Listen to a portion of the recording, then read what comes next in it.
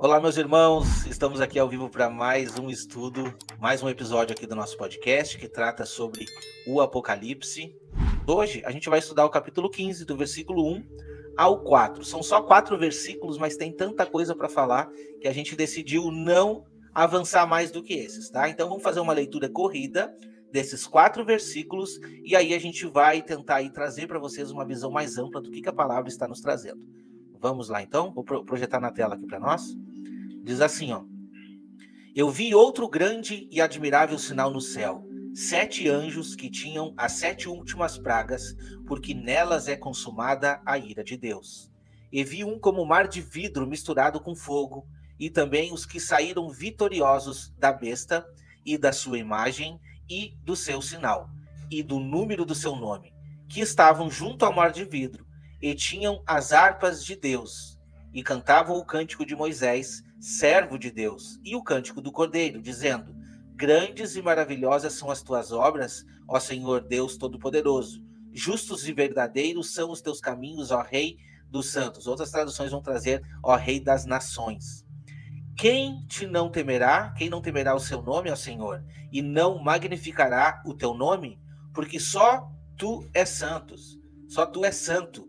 Por isso todas as nações virão e se prostrarão diante de ti, porque os teus juízos são manifestos. Então, esse primeiro verso mesmo de Apocalipse 15:1 vai realmente enaltecer, endossar um juízo que o Senhor está preparando contra o povo da besta, contra aqueles que estão atuando contra as duas testemunhas, a igreja, para a perseguição dos santos aí. Então faz muito sentido nós olharmos para essa passagem de Apocalipse 15 e olharmos para todo um contexto da última semana e principalmente o desfecho, porque quando a gente olha as 7 pragas, as 7 taças, nós vamos associar com a segunda metade da semana, onde temos 3 trombetas e 7 taças. São 10 flagelos que vão ser derramados aí nessa segunda metade da semana contra o povo da besta. E a gente vê que essa canção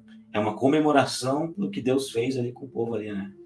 Que, da vitória que houve sobre o Egito, né? A perseguição de Faraó. Então essa canção, a gente vai ver também lá os 144 mil também cantando essa canção, né? E a gente consegue ver sombra e realidade sendo aplicada nesse texto. Só nesse termo, canção de Moisés, já te leva para todas essas coisas, né? Essas peças que estão escondidas nesse termo aí, né? Eu peguei aqui o significado, eu fui atrás do significado da palavra cólera, né? Aí lá no grego estava a palavra tumos, paixão, raiva, fúria, ira que ferve de forma imediata e logo se acalma outra vez. É uma ira que vai vir, mas João está vendo esse sinal grande e maravilhoso, mas para o consolo, ele vê também a igreja gloriosa diante do trono de Deus, diante do mar de vidro, né? É maravilhoso isso aí. Exatamente. O interessante quando a gente trata aqui do primeiro versículo, né? Eu acho interessante, irmãos, de frisar que ali está trazendo sobre os 7 últimos flagelos. E quando a gente vai estudar os versículos seguintes, a gente vai ver que os 7 últimos flagelos não vão ser contidos ali. Eles vão ser falados um pouco mais à frente, né?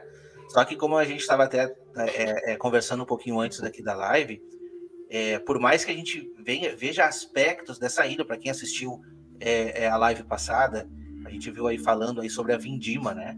Que é o próprio Senhor vindo para complementar essa cólera. A gente vê também esses flagelos, todos esses aspectos sendo aí também pronunciado ou efetuado pelas duas testemunhas, né?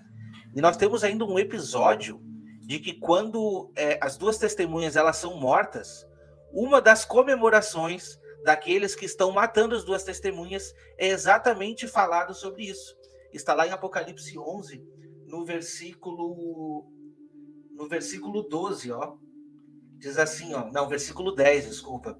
Os que habitam sobre a terra se alegram por causa deles, e realizarão festas e enviarão presentes uns aos outros, porquanto esses 2 profetas atormentaram aos que moram sobre a terra. Por que eles atormentaram os que moram sobre a terra? Porque quando a gente vê o relato sobre as duas testemunhas, diz ali que eles têm autoridade para causar dano, né? Eles têm autoridade para ferir a terra com toda sorte de flagelos, tantas vezes quanto quiseres. Isso está lá no versículo 6 de Apocalipse 11. Então, você percebe muito bem de que essa última semana, os flagelos de Deus, eles já começam a se desenrolar nesse ponto. Mas que eles só vão terminar esse desenrolar com a cólera de Deus. Exatamente quando Jesus vier e passar aí com a sua justiça, fazendo ali o seu juízo. E vi como mar de vidro misturado com fogo, e também os que saíram vitoriosos da besta e da sua imagem, e do seu sinal, e do número do seu nome, que estavam junto ao mar de vidro, e tinham as harpas de Deus. Eu quero chamar aqui o irmão Ricardo, para dar uma explicação aí um pouco mais detalhada sobre o mar de vidro, irmão Ricardo. Interessante, irmãos, essa questão do mar de vidro, porque nós temos aí algumas passagens que tratam disso. Em Apocalipse 4, verso 6, nós temos ali a menção: havia diante do trono um mar de vidro semelhante a cristal. Então, nós temos ali em Apocalipse 4, João subindo do segundo céu para o terceiro céu, porque no segundo céu nós temos ali em Apocalipse 1, ele foi arrebatado na região onde tem os candelabros, segundo céu, santo, lugar santo, regiões celestiais. E aí ele sobe no Apocalipse 4, chama para ele subir. E ele sobe no terceiro céu, na sala do trono, diante do trono, tem um mar de vidro. E continuando a leitura, no Apocalipse 5, diante deste cenário, nesta mesma região da sala do trono, nós temos cânticos sendo entoados ali. Nós temos a menção de um cântico novo, uma família celestial entoando esse cântico, faz menção aos 24 anciãos, faz menção aos 4 seres viventes, no qual eles cantavam: digno és de tomar o livro e quebrar os selos, porque foste morto e com teu sangue compraste para Deus reis e sacerdotes, e eles reinarão sobre a terra. E quando nós continuamos nessa leitura de Apocalipse 5, nós temos aí um vislumbre de toda a criação, louvando ao Senhor. No verso 13 diz, falando assim: ouvi toda a criatura que há no céu, na terra, debaixo da terra, no mar, dizendo: aquele que está sentado no trono e ao Cordeiro sejam louvor, honra, glória e domínio para todo sempre. Dá a entender, irmãos, que neste mar de vidro estão ali os vencedores. Está escrito isso no verso 2 de Apocalipse 15, os vencedores entoando um cântico, e este cântico vai reverberar por toda a criação. Todos vão ouvir esse cântico. É como se fosse um ministério daqueles que vão entoar os cânticos, e os demais vão louvar juntamente. Não vão entoar melodias ou cantar juntamente com estes que estarão no mar de vidro, mas eles vão ouvir, eles vão realmente contemplar a grandiosidade do Senhor. E não tem como não lembrar deste mar de vidro mencionado por Ezequiel. Ezequiel tem uma visão de um mar de vidro, ele chama de firmamento como um cristal brilhante, e que dava muito medo. Isso está em Ezequiel 1, verso 22. E Ezequiel teve muitas experiências com relação a este mar de vidro. Ezequiel, no capítulo 10, ele tem a visão do mesmo firmamento, o mesmo mar de vidro que ele viu no rio Quebar. E faz muito sentido quando nós olhamos Apocalipse 15, onde o Senhor mostra ali no verso 1, anjos se preparando para derramar as taças, os flagelos, e a gente vai olhar em todo o contexto, que depois que o Senhor derramar todos os juízos contra o povo da besta, vai haver o quê? Cântico de vitória. E nesse cântico de vitória, a ênfase se encontra no mar de vidro. Por isso que no verso 1 nós temos a apresentação, né? O início aí, a introdução das 7 taças, e depois disso o cântico de vitória no mar de vidro. Exatamente. Interessante aqui, eu queria pegar o gancho que o irmão Ricardo trouxe muito, muito, muito bem, irmão.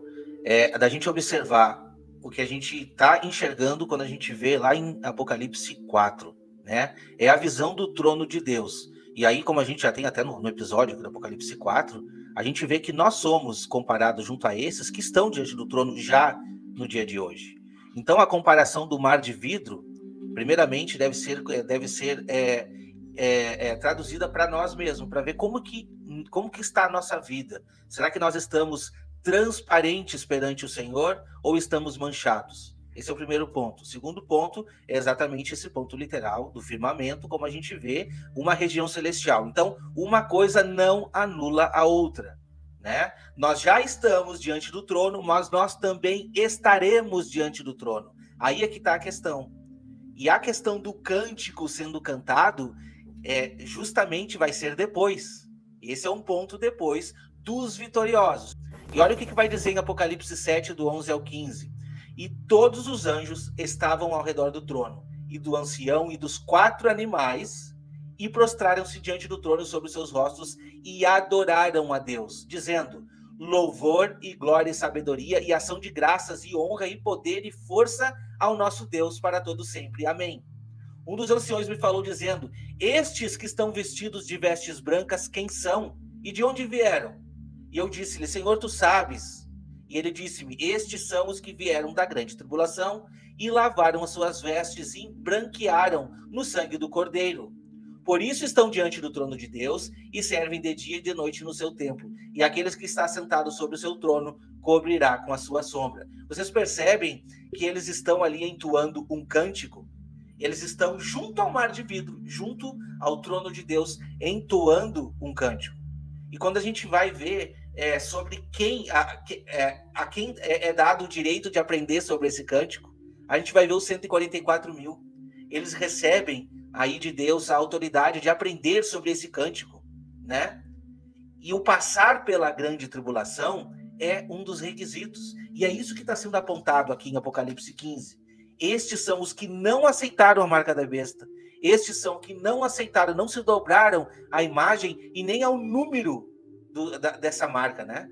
Então, são os vencedores da besta que estão aí sendo contados junto a esse mar de vidro e dando louvor e adoração a Deus. E quando o irmão falou na questão da pureza, né? A gente está vendo ali que o mar não é só de vidro, ele está pegando fogo, né? Olha só. E esse fogo representando que quem está ali já é o ouro provado e refinado, né? Exatamente. É a igreja provada e refinada, aprovada por Deus, sem mais nenhuma sujeira. É o ouro mais puro que tem ali diante do trono de Deus, né? Perfeito. Adorando, engrandecendo. Você lê o texto de Apocalipse 7, eu gostaria de voltar no verso 9 rapidinho, onde diz assim, ó: depois disso olhei e diante de mim estava uma grande multidão que ninguém podia contar, de todas as nações, tribos, povos, línguas, em pé diante do trono do Cordeiro, com vestes brancas e segurando palmas. Clamavam em alta voz: a salvação pertence ao nosso Deus, que se assenta no trono e ao Cordeiro. Aqui a gente já vê a igreja que está ali arrebatada, passou por tudo aquilo, pela perseguição. Me veio aqui agora também na cabeça o texto de Romanos capítulo 8, né? Quando o apóstolo Paulo fala lá sobre a espada, a perseguição, a tribulação, a fome e a nudez, né? A gente vê que diante do trono de Deus e do Cordeiro está esse povo que venceu. Está esse povo que venceu a espada, venceu a fome, venceu a perseguição, venceu a nudez, e na mão deles, primeiro agora no capítulo 7, a gente vê palmas nas mãos, né? E a gente vai para o capítulo 15 e vê eles agora também com harpas e cantando esse novo cântico, né? Esse cântico. Em Apocalipse 14, desculpa, deixa eu só... Apocalipse 14, verso 2, diz assim: ouvi um som dos céus como de muitas águas e de um forte trovão. Era como de arpistas que tocam seus instrumentos. Olha, João já tendo essa visão. Eles cantavam um cântico novo diante do trono, dos 4 seres viventes e dos anciãos. Ninguém podia aprender o cântico a não ser os 144.000 que haviam sido comprados da terra. Estes são os que não se contaminaram com mulheres, pois se conservaram castos e seguem o Cordeiro por onde quer que ele vá. Foram comprados dentre os homens e ofertados como primícias a Deus e ao Cordeiro. Mentira nenhuma foi encontrada na boca deles. São imaculados. E aqui uma observação interessante, né, que são exatamente os 144.000. E nós já trouxemos que esses 144.000, eles estão aí, eles estão sendo selados antes, né, antes de começar a última semana. Então, Deus já separou, eles já estão separados. Esses que estão cantando esse novo cântico já estão separados para fazer isso. Então, eu queria dar um acréscimo aí nessa questão do mar de vidro. Dar uma dimensão assim, para os irmãos conseguirem visualizar onde está esse mar de vidro e onde a gente vai encontrar isso, né, na palavra. Eu queria ler um texto aqui que está lá em Números 4, ali a partir do verso 5, que diz assim, ó: quando partir o arraial, Arão e seus filhos virão e tirarão o véu de cobrir, e com ele cobrirão a arca do testemunho. Estão cobrindo aqui a arca da aliança. E por cima dele lhe porão uma coberta de peles finas, e sobre ela estenderão um pano todo azul, e lhe meterão os varais. Então, aqui uma ordenança aqui que Arão e seus filhos tinham que fazer. Então a gente vê que o que está acontecendo ali? Então a gente vê a Arca da Aliança, antes dela ser transportada, era coberta com esse pano azul por toda ela, né? Então, um pano todo azul era coberto na Arca. E a gente vai ver assim, o que isso quer, o que isso significa, né? Onde a gente vai ver a realidade disso? A gente vai ver que o trono, em outros textos, a gente vai ver que a Arca da Aliança é o trono de Deus, né? Então, o que a gente entende? Então, o que é o mar de vidro? O mar de vidro é esse céu azul aqui. Esse pano azul que existe nos céus, né? Chega até a arrepiar aqui. Esse pano azul que existe nos céus é esse pano azul que era ali, simbolizado ali na Arca da Aliança, né? O pano coberto, cobrindo. A gente não consegue ver o trono de Deus por causa desse pano azul. Então agora todos estão vendo o trono de Deus, porque esse pano azul foi retirado. A igreja lá diante do trono, purificada, né? Como o pastor Klaus disse, né? Santíssima, o ouro sendo purificado no fogo ali, e todas as nações aqui embaixo também vendo aquela cena ali. E tá se cumprindo aqui nesse texto aqui, né? Então a gente vê aqui uma revelação assim, tremenda que a gente consegue dar uma dimensão desse mar de vidro, né? Porque até então, aonde a gente encaixa esse mar de vidro? Então a gente vê que o mar de vidro é o firmamento, e esse pano azul sendo retirado da arca, nós veremos o trono de Deus. E a gente vai ver que nessa arca ela tinha 4 argolas, né? E onde passavam as varas. Então a gente vai ver ali que quando o povo ele ia para a batalha, eles colocavam as varas e colocavam o pano azul, e aquilo ali simbolizava a presença de Deus. Então é como se o próprio rei, o pai, estivesse ali com eles na batalha. Então a gente vai ver que isso simboliza uma carruagem. Nessas rodas são a carruagem do rei. É o rei assentado sobre a carruagem e todos ali, nós reconhecendo ali a grandeza de Deus, as nações e toda a criação ali também contemplando a glória de Deus, né? Isso é tremendo demais, irmãos. Isso é tremendo, né? A gente conseguindo enxergar essa base, né? Comparando uma literalidade de um céu que vai ser, quando a gente vê na 7ª trombeta, ele vai ser desenrolado. Olha só que interessante. O céu será desenrolado e nós veremos o trono de Deus, né? E assim também veremos o quê? No mar de vidro. Os vencedores da besta. Eles vão estar voltando juntamente com Cristo. Então, imagina a visão que nós teremos diante dos nossos olhos. E quando a gente vê a referência da igreja Cidade Santa, a gente também vê essa referência. Eu vou trazer um texto para os irmãos aqui, para a gente dar o cumprimento no mar de vidro, que está lá em Apocalipse 21. Peraí, vou adicionar aqui para a gente. Olha só que interessante, irmãos. Nós sabemos que todas as referências da cidade também são adjetivos e qualidades da igreja. Olha só, O muro da cidade tem 144 côvados, que são exatamente os 144 mil que o irmão Klaus leu para nós, com as qualidades que elas têm, conforme a medida de quê? De homem, que é de um anjo. Tá, só um pouquinho. Um muro vai ter medida de um homem? Como assim, irmãos? É para nós meditar. É para nós meditar, entende? E a construção do seu muro era de jaspe e a cidade de ouro puro, semelhante a vidro puro. Como que eu vou comparar um ouro com vidro? Não existe uma comparação física e literal para isso. Deus está querendo mais uma vez nos levar para entender sobre a pureza. O ouro, todos os aspectos de ouro que estavam contidos na Arca do Testemunho, eles apontavam a pureza e a grandeza de Deus. E o mar de vidro comparado com a igreja, uma igreja que está ali santificada, que está em processo de santificação, em transformação, né? Numa vida espiritual apurada por esse fogo. Olha só que interessante. E então, sim, o mar de vidro puro comparado com jaspe, comparado com ouro. Os fundamentos do muro da cidade estavam adornados de toda a pedra preciosa. O primeiro fundamento era jaspe, o segundo safira, o terceiro calcedônio, o quarto esmeralda, o quinto sardônio, o sexto sárdio, o sétimo crisótilo e o oitavo berilo, e o nono topázio, o 10º crisopraso e um 10º jacinto, o 10º ametista. Por que eu li tudo isso? Porque está aqui, não é para bonito. Olha que interessante, as 12 portas eram 12 pérolas. Contaram? Cada uma das portas era uma pérola. E a praça da cidade de ouro puro como vidro transparente. Outro versículo vai nos trazer o seguinte, que todas essas pedras eram oriundas de uma só pedra. Eu não posso pegar de uma pedra e fazer outras pedras. Tipo assim, eu não consigo pegar um ouro e fazer um jacinto do ouro. Eu não consigo fazer o vidro transparente do ouro. Eu não consigo.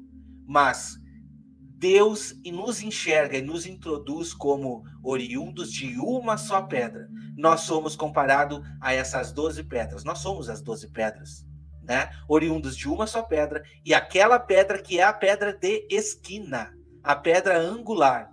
Sobre ela que nós estamos sendo alicerçados, que nós estamos sendo purificados, para chegarmos nesta condição de ser comparado a ouro puro como vidro transparente. Você não vai conseguir enxergar isso literalmente, somente com os olhos espirituais. Esse é o ponto, irmãos.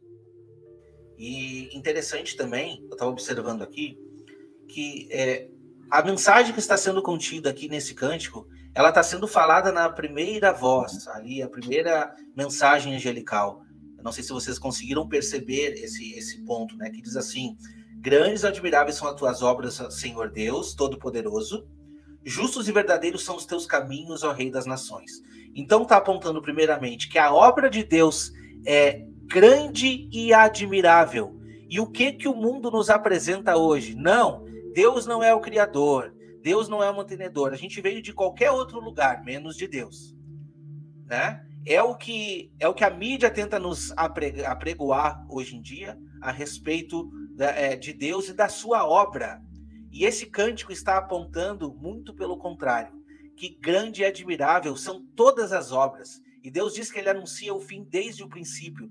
A própria criação foi uma forma de Deus apontar a história da nossa terra, né? E olha que interessante que vai dizer lá na primeira voz, a primeira mensagem angelical: temei a Deus e dai-lhe glória, pois é chegada a hora do quê? Do seu juízo, né? E adorai aquele que fez o céu, a terra, o mar e a fonte das águas. Então, o que acontece? Nós temos aí, nesta última semana, nós temos o povo do príncipe que há de vir, o povo da besta, apregoando sobre um Deus estranho. Por outro lado, nós temos as duas testemunhas apregoando a criação, apregoando o Criador.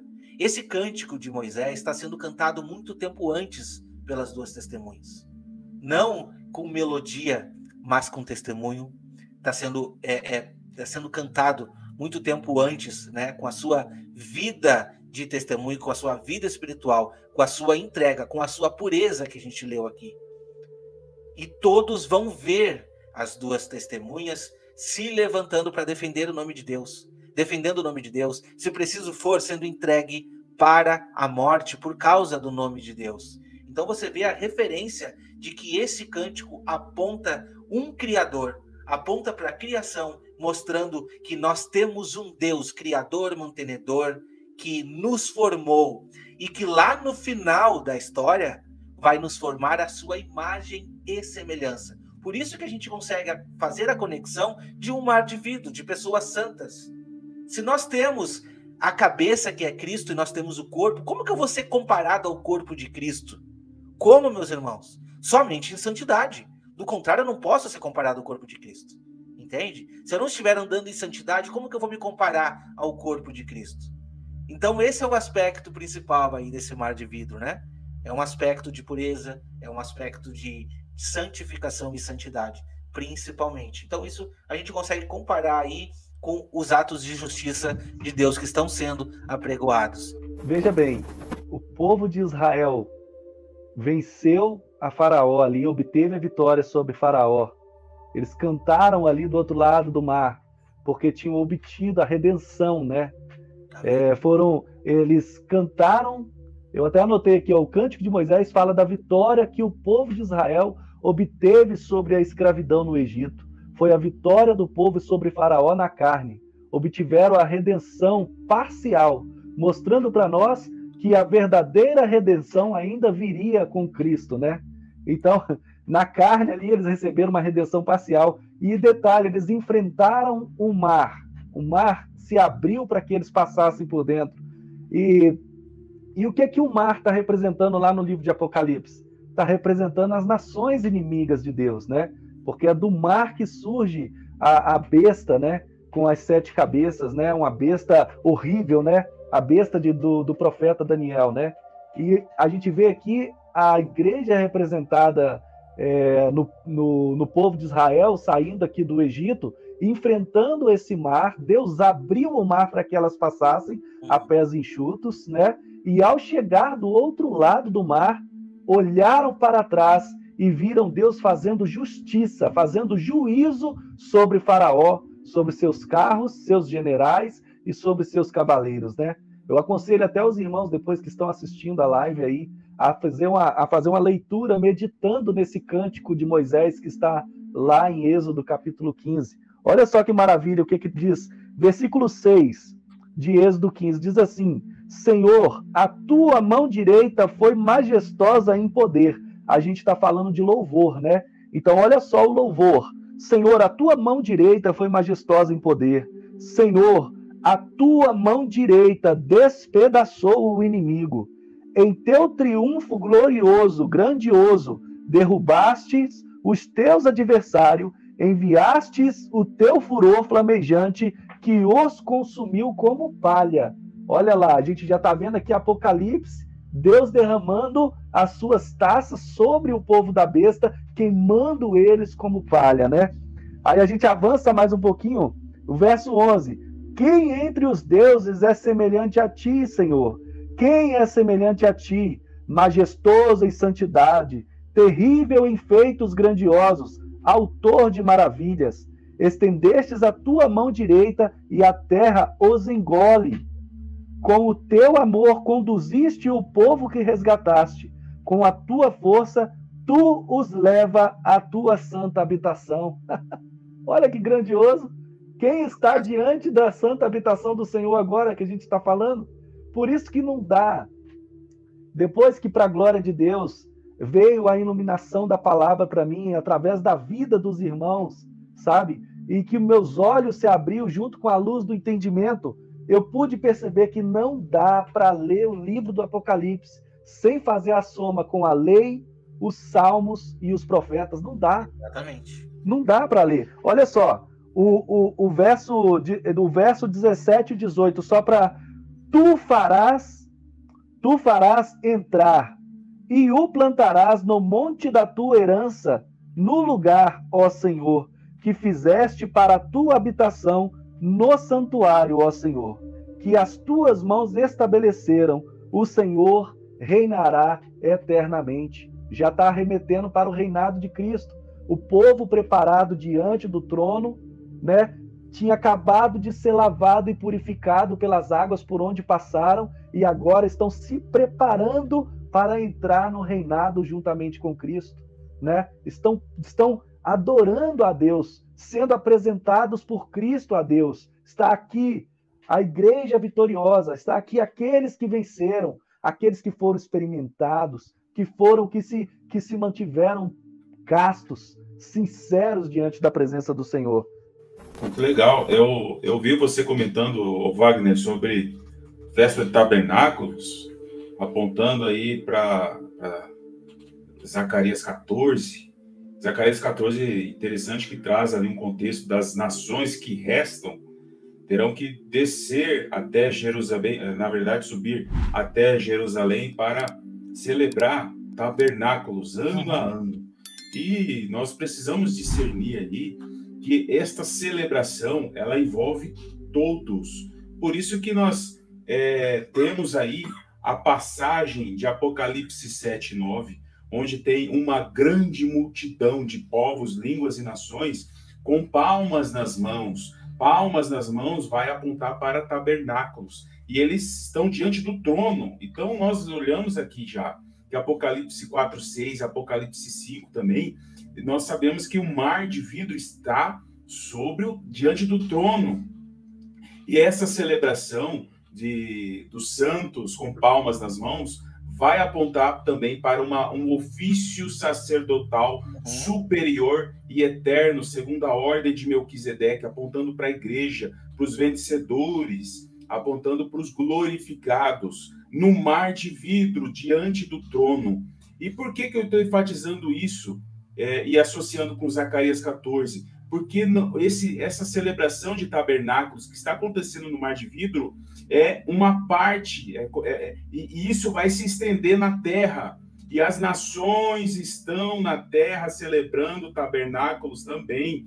Olhamos aqui Zacarias 14, e a constatação disso, irmãos, nós conectamos com Ezequiel 43, na consagração e inauguração do templo literal de Ezequiel. Está escrito assim, ó. Está escrito, eu vou até ler aqui, ó. Eu vi que daquele lado vinha vindo a glória do Deus de Israel. A voz de Deus parecia o rugido do mar, e a terra ficou iluminada com a sua glória. Essa visão foi parecida com aquela que tive junto ao rio Quebar e junto ao juízo do Senhor sobre Jerusalém, ou seja, a visão que ele teve no capítulo 1 e a visão que ele teve no capítulo 10. E aí ele complementa, falando assim, também foi parecida com aquela que tive ao rio Quebar. Então caí sobre o chão, e a glória do Senhor passou pelo portão lá do leste e entrou no templo. Então, nessa entrada da glória do Senhor no templo, e ele tendo a mesma visão do mar de vidro, e o mar de vidro não desce, o mar de vidro continua lá no alto. Então, isso demonstra a grandeza da celebração de tabernáculos, onde estarão no mar de vidro no alto os santos glorificados, segundo a ordem de Melquisedeque, o ofício diante do Senhor com palmas nas mãos, e também vão participar as nações que restarem na terra.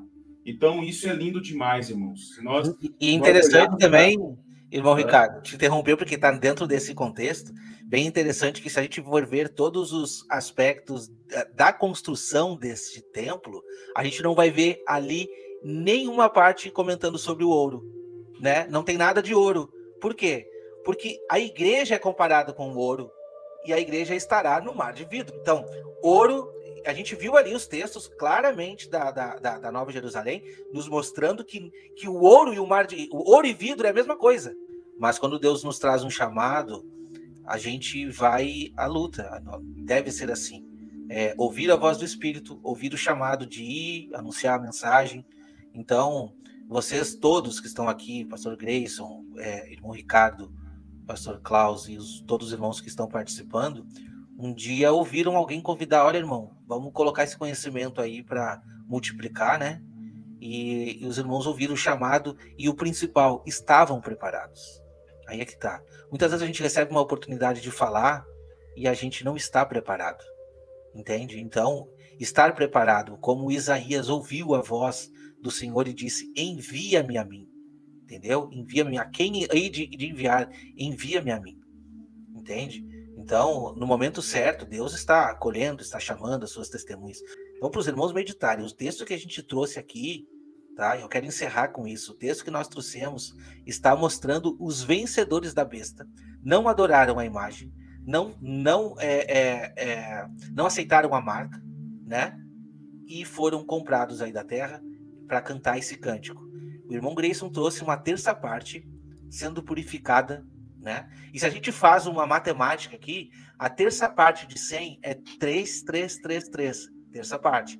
Qual é as outras duas partes numa dízima periódica? Exatamente 6, 6, 6, 6.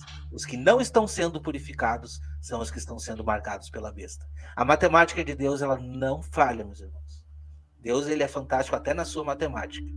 Então, que nós possamos estar junto a esses que estão sendo purificados, para cantarmos esse novo cântico, para estarmos nesta região, né, que é esse mar de vidro, esse nosso céu azul aqui, e principalmente para estarmos ali sendo medidos como esses que estão irrepreensíveis, incontaminados, que foram aí sim humilhados, espancados e mortos, se necessário for, por causa do nome de Jesus.